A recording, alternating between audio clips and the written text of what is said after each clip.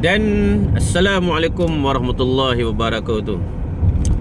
Aku ada tertengok satu video ahli parlimen Padang Sorai. Kot orang Kedah Konai kot dia ni. Kan? Padang Sorai, orang panggil dia Cikgu Man kot.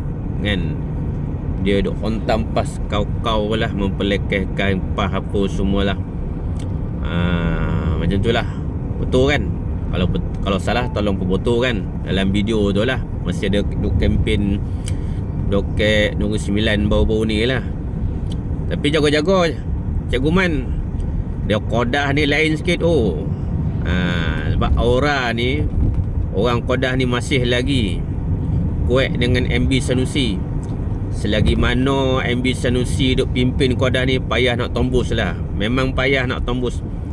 Orang PKR pernah dah cakap dengan Dan, selagi mana orang Kedah ni masih ada lagi MB Sanusi, payah nak tembus. Kalau selain MB Sanusi tu mungkin senang. Dia tahu orang PKR cakap dengan Dan. Jadi Cikgu Man jaga-jaga. Orang Kedah duk perhati ni. Duk perhati yo. Sebab selama ni kau duk menang, sebelum ni pun orang PAS yang banyak buat kerja. Jaga-jaga. Cikgu Man, siap siagalah kau Cikgu Man.